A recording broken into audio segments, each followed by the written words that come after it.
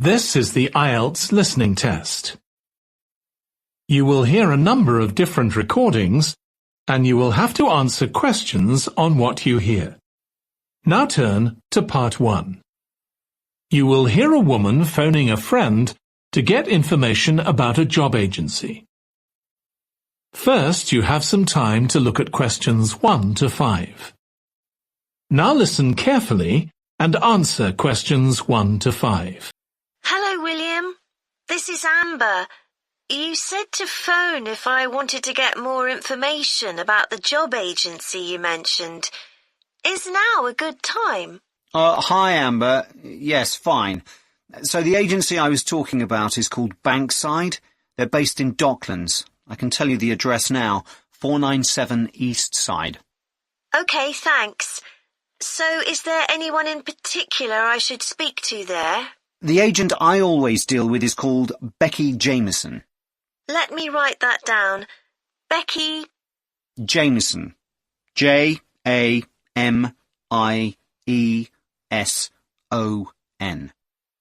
Do you have her direct line? Yes, it's in my contacts somewhere. Right, here we are. 07866 510 333. I wouldn't call her until the afternoon if I were you. She's always really busy in the morning trying to fill last-minute vacancies. She's really helpful and friendly, so I'm sure it would be worth getting in touch with her for an informal chat. It's mainly clerical and admin jobs they deal with, isn't it? That's right. I know you're hoping to find a full-time job in the media eventually, but Becky mostly recruits temporary staff for the finance sector, which will look good on your CV. And generally pays better too. Yeah, I'm just a bit worried because I don't have much office experience. I wouldn't worry.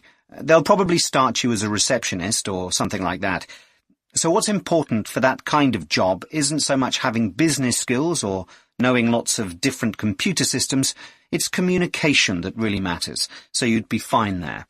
And you'll pick up office skills really quickly on the job. It's not that complicated. OK, good. So how long do people generally need temporary staff for? It would be great if I could get something lasting at least a month. That shouldn't be too difficult. But you're more likely to be offered something for a week at first, which might get extended. It's unusual to be sent somewhere for just a day or two. Right. I've heard the pay isn't too bad. Better than working in a shop or a restaurant. Oh, yes, definitely. The hourly rate is about £10, $11 if you're lucky. That's pretty good. I was only expecting to get £8 or £9 an hour. Before you hear the rest of the conversation, you have some time to look at questions 6 to 10. Now listen and answer questions 6 to 10. Do you want me to tell you anything about the registration process? Yes, please. I know you have to have an interview. The interview usually takes about an hour, and you should arrange that about a week in advance. I suppose I should dress smartly if it's for office work. I can probably borrow a suit from Mum. Good idea. It's better to look too smart than too casual. Will I need to bring copies of my exam certificates or anything like that? No, they don't need to see those, I don't think. What about my passport? Oh yes, they will ask to see that. OK. I wouldn't get stressed about the interview, though. It's just a chance for them to build a relationship with you, so they can try and match you to a job which you'll like. So there are questions about personality that they always ask candidates, fairly basic ones, and they probably won't ask anything too difficult, like what your plans are for the future. Hope not. Anyway, there are lots of benefits to using an agency. For example, the interview will be useful because they'll give you feedback on your performance so you can improve next time. And they'll have access to jobs which aren't advertised. Exactly. Most temporary jobs aren't advertised. And I expect finding a temporary job this way takes a lot less time. It's much easier than ringing up individual companies. Yes, indeed. Well, I think I've covered everything. That is the end of part 1. You now have 1 minute to check your answers to part 1. Part 2. You will hear a woman giving a presentation about a holiday on an island in Britain that her company organises. First, you have some time to look at questions 11 to 14. Now listen carefully and answer questions 11 to 14. Good morning. My name's Erica Matthews, and I'm the owner of Matthews Island Holidays, a company set up by my parents. Thank you for coming to this presentation, in which I hope to interest you in what we have to offer. We're a small family-run company, and we believe in the importance of the personal touch. So we don't aim to compete with other companies on the number of customers. What we do is build on our many years' experience, more than almost any other rail holiday company, to ensure we provide perfect holidays in a small number of destinations, which we've got to know extremely well. I'll start with our 6-day Isle of Man holiday. This is a fascinating island in the Irish Sea, with Wales to the south, England to the east, Scotland to the north, and Northern Ireland to the west. Our holiday starts in Heysham, where your tour manager will meet you. Then you'll travel by ferry to the Isle of Man. Some people prefer to fly from Luton instead, and another popular option is to go by train to Liverpool and take a ferry from there. You have 5 nights in the hotel, and the price covers 5 breakfasts and dinners, and lunch on the 3 days when there are organised trips. Day 4 is free, and most people have lunch in a cafe or restaurant in Douglas. The price of the holiday includes the ferry to the Isle of Man, all travel on the island, the hotel, and the meals I've mentioned. Incidentally, we try to make booking our holidays as simple and fair as possible, so unlike with many companies, the price is the same whether you book 6 months in advance or at the last minute, and there's no supplement for single rooms in hotels. If you make a booking, then need to change the start date, for example because of illness, you're welcome to change to an alternative date or a different tour for a small administrative fee. Before you hear the rest of the talk, you have some time to look at questions 15 to 20. Now listen and answer questions 15 to 20. Okay, so what does the holiday consist of? Well, on day 1, you'll arrive in time for a short introduction by your tour manager, followed by dinner in the hotel. The dining room looks out at the river, close to where it flows into the harbour, and there's usually plenty of activity going on. On day 2, you'll take the coach to the small town of Peel, on the way calling in at the Tynwald exhibition. The Isle of Man isn't part of the United Kingdom, and it has its own parliament called Tynwald. It's claimed that this is the world's oldest parliament that's still functioning, and that it dates back to 979. However, the earliest surviving reference to it is from 1422, so perhaps it isn't quite as old as it claims. Day 3, we have a trip to the mountain Snaefell. This begins with a leisurely ride along the promenade in Douglas in a horse-drawn tram. Then you board an electric train which takes you to the fishing village of Laxey. From there, it's an 8-kilometre ride in the Snaefell Mountain Railway to the top. Lunch will be in the cafe, giving you spectacular views of the island. Day 4 is free for you to explore, using the pass which we'll give you. So you won't have to pay for travel on local transport or for entrance to the island's heritage sites. Or you might just want to take it easy in Douglas and perhaps do a little light shopping. The last full day, day 5, is for some people the highlight of the holiday, with a ride on the steam railway from Douglas to Port Erin. After some time to explore, a coach will take you to the headland that overlooks the Calf of Man, a small island just off the coast. From there, you continue to Castletown, which used to be the capital of the Isle of Man and its medieval castle. And on day 6, it's back to the ferry, or the airport if you flew to the island, and time to go home.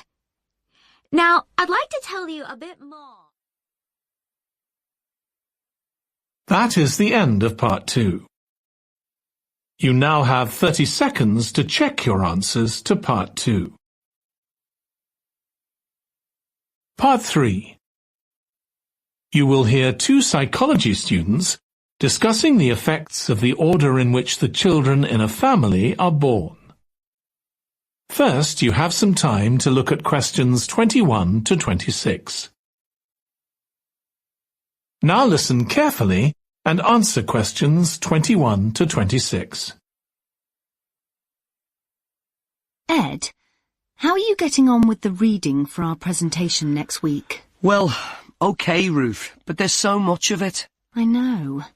I hadn't realised birth order was such a popular area of research. But the stuff on birth order and personality is mostly unreliable. From what I've been reading, a lot of the claims about how your position in the family determines certain personality traits are just stereotypes, with no robust evidence to support them. Okay, but that's an interesting point. We could start by outlining what previous research has shown. There are studies going back over 100 years. Yeah, so we could just run through some of the typical traits. Like the consensus seems to be that oldest children are generally less well-adjusted because they never get over the arrival of a younger sibling. Right, but on a positive note, some studies claim that they were thought to be good at nurturing. Certainly in the past, when people had large families, they would have been expected to look after the younger ones. There isn't such a clear picture for middle children, but one trait that a lot of the studies mention is that they are easier to get on with than older or younger siblings. Generally eager to please and helpful, although that's certainly not accurate as far as my family goes. My middle brother was a nightmare, always causing fights and envious of whatever I had. As I said, none of this seems to relate to my own experience. I'm the youngest in my family, and I don't recognise myself in any of the studies I've read about. I'm supposed to have been a sociable and confident child who made friends easily, but I was actually terribly shy. Really? That's funny. There have been hundreds of studies on twins, but mostly about nurture versus nature. There was one on personality which said that a twin is likely to be quite shy in social situations because they always have their twin around to depend on for support. My cousins were like that when they were small. They were only interested in each other and found it hard to engage with other kids. They're fine now, though. Only children have had a really bad press. A lot of studies have branded them as loners who think the world revolves around them because they've never had to fight for their parents' attention. That does seem a bit harsh. One category I hadn't considered before was children with much older siblings. A couple of studies mentioned that these children grow up more quickly and are expected to do basic things for themselves, like getting dressed. I can see how that might be true, although I expect they're sometimes the exact opposite, playing the baby role and clamouring for special treatment. Before you hear the rest of the discussion, you have some time to look at questions 27 to 30. Now listen and answer questions 27 to 30. What was the problem with most of these studies, do you think? I think it was because, in a lot of cases, data was collected from only one sibling per family, who rated him or herself and his or her siblings at the same time. Some of the old research into the relationship between birth order and academic achievement has been proved to be accurate, though. Performances in intelligence tests declined slightly from the eldest child to his or her younger siblings.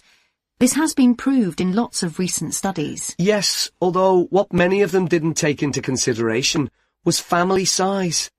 The more siblings there are, the likelier the family is to have a low socio-economic status, which can also account for differences between siblings in academic performance. The oldest boy might be given more opportunities than his younger sisters, for example. Exactly. But the main reason for the marginally higher academic performance of oldest children is quite surprising, I think. It's not only that they benefit intellectually from extra attention at a young age, which is what I would have expected. It's that they benefit from being teachers for their younger siblings by verbalizing processes. Right. And this gives them status and confidence, which again contributes in a small way to better performance. So, would you say sibling rivalry has been a useful thing for you? I think so. My younger brother was incredibly annoying, and we fought a lot. But I think this has made me a stronger person. I know how to defend myself. We had some terrible arguments, and I would have died rather than apologise to him. But we had to put up with each other, and most of the time we coexisted amicably enough. Yes, my situation was pretty similar. But I don't think having two older brothers made me any less selfish. I was never prepared to let my brothers use any of my stuff. That's perfectly normal, whereas sometimes... That is the end of part 3. You now have 30 seconds to check your answers to part 3. Part 4. You will hear a student giving a presentation about a type of tree known as the eucalyptus, which is common in Australia. First, you have some time to look at questions 31 to 40. Now listen carefully and answer questions 31 to 40. Today, I'm going to talk about the eucalyptus tree. This is a very common tree here in Australia, where it's also sometimes called the gum tree. First, I'm going to talk about why it's important. Then I'm going to describe some problems it faces at present. Right, well, the eucalyptus tree is an important tree for lots of reasons.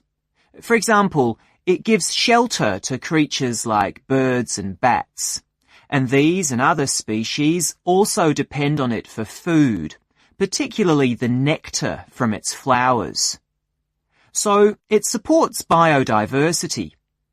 It's useful to us humans too, because we can kill germs with a disinfectant made from oil extracted from eucalyptus leaves. The eucalyptus grows all over Australia, and the trees can live for up to 400 years. So it's alarming that all across the country, numbers of eucalyptus are falling because the trees are dying off prematurely. So, what are the reasons for this? One possible reason is disease. As far back as the 1970s, the trees started getting a disease called Mundula yellows. The tree's leaves would gradually turn yellow, then the tree would die. It wasn't until 2004 that they found the cause of the problem was lime, or calcium hydroxide, to give it its proper chemical name, which was being used in the construction of roads. The lime was being washed away into the ground and affecting the roots of the eucalyptus trees nearby. What it was doing was preventing the trees from sucking up the iron they needed for healthy growth. When this was injected back into the affected trees, they immediately recovered. But this problem only affected a relatively small number of trees. By 2000, huge numbers of eucalyptus were dying along Australia's east coast of a disease known as bell miner-associated dieback. The bell miner is a bird, and the disease seems to be common where there are high populations of bell miners. Again, it's the leaves of the trees that are affected. What happens is that insects settle on the leaves and eat their way round them, destroying them as they go, and at the same time they secrete a solution which has sugar in it. The bell miner birds really like this solution, and in order to get as much as possible, they keep away other creatures that might try to get it. So these birds and insects flourish at the expense of other species, and eventually so much damage is done to the leaves that the tree dies.